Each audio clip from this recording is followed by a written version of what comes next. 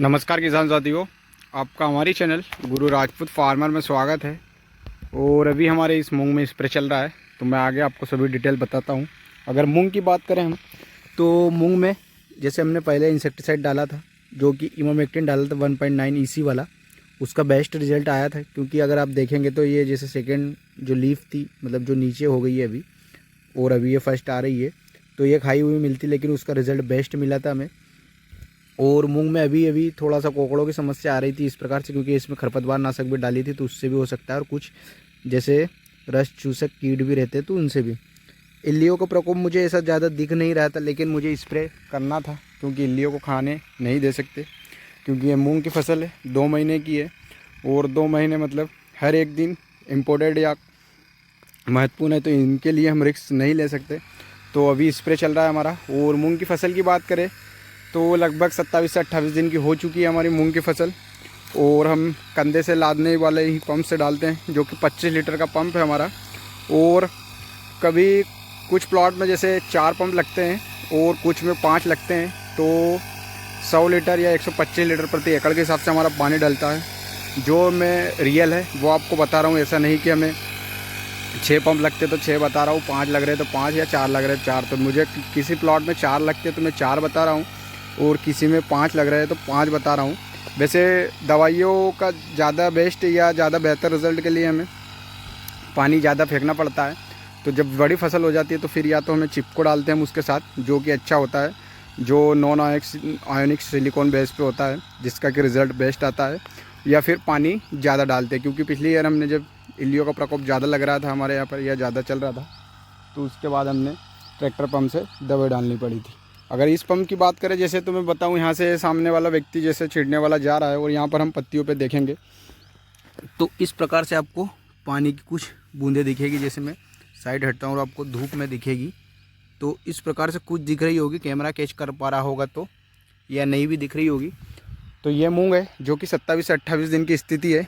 और इस मूंग में जैसे हमने बोया था, तो आपको चाँस सही से नहीं दिखेगा, क्योंकि इसमें थोड़े से मूंग हमने जब बोए थे और गाला कम होने के कारण मतलब सही से गिर नहीं पा रहा था, जो कि हमने माइकोराजा मिलाया था पानी के साथ, तो उसमें थोड़ी सी सिडिल में जमने की समस्या हो रही थी। तो इसके बाद हमने इसमें क्रॉसिंग, मतलब जैसे सिडिल चली थी उसके बाद दोबारा सही चलाई, क्योंकि ज़मीन हल्की है, उसमें हमें सीड रेट थोड़ी सी ज़्यादा ही डालनी पड़ती है। इसमें लगभग 18 से 19 kg प्रति एकड़ के हिसाब से डला हुआ है।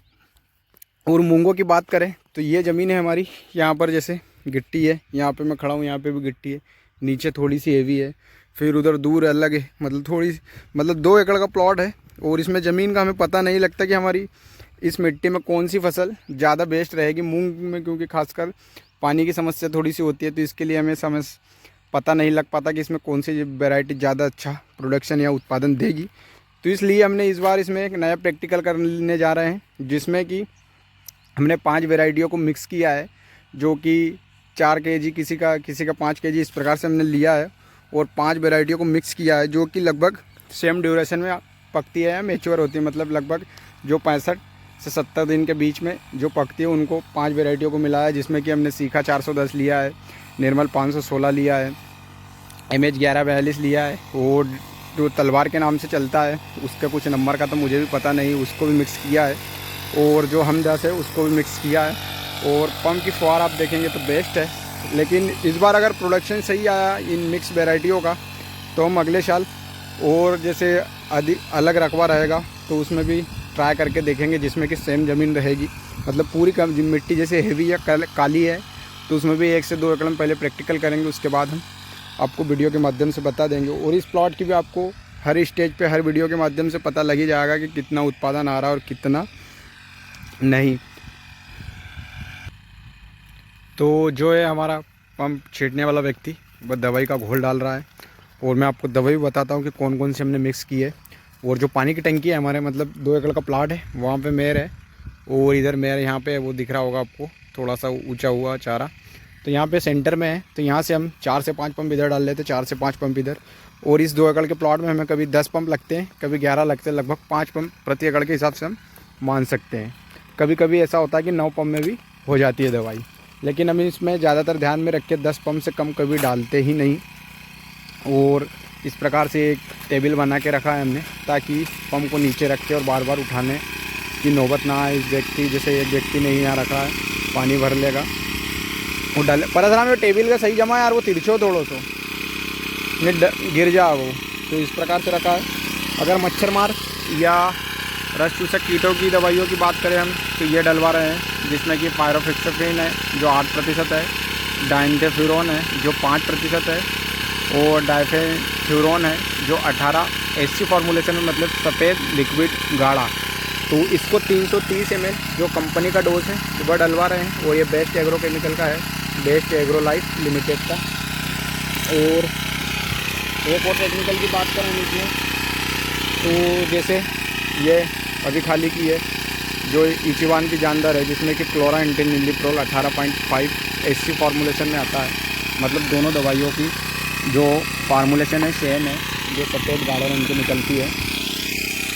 और जो इचिवान का जानदार है 150 ml, तो हम उसको 75 ml प्रति एकड़ के सबसे डाल रहे हैं। मतलब ये 150 ml की जो डिब्बी है उसको 2 एकड़ के लिए 10 पंप का घोल बनाया है हमने। और ये डिब्बे में घोल है, और पंप की नली में कुछ कचरा वचरा आ गया, मेरे को लग रहा है ऐसा। तो देख रहा है हमारा व्यक्ति जो भी है, और देख लेगा अभी, उसके बाद कर लेगा वो थोड़ी सी फुहार। तो 10 पंप का घोल बनाया है, जो हमने इमामेक्टिन डाली थी पहले स्प्रे में, जैसे कुछ अदर प्लॉट में, जो कि 500 ग्राम का था, मतलब आधे लीटर से ऊपर का है ये। तो इससे घोल बनाया ताकि पानी की मात्रा ज़्यादा रहे, तो केमिकल में कोई समस्या ना हो, मतलब केमिकल डिसबैलेंस ना हो, और घोल भी अच्छे से मिक्स हो। तो कभी भी घोल बनाए तो थोड़ा सा पानी ज़्यादा ही ले, पानी की मात्रा मतलब थोड़ी सी ज़्यादा रखनी पड़ेगी हमें। तो इस प्रकार से डल रही है दवाई, जो कि हमारे मूंग 27 से 28 दिन के हो चुके हैं, जिसमें कि सेकेंड स्प्रे चल रहा है। और आप सभी किसान भाइयों को वीडियो पसंद आई हो तो वीडियो को लाइक करें, चैनल को सब्सक्राइब करें, एवं हमारे जैसे हमने इसमें मिक्स करके मूंग बोए हैं, और जो बोने का तरीका है हमें, तो आपकी कमेंट हमें ज़रूर बताएं। जय जवान जय किसान। वीडियो देखने के लिए धन्यवाद।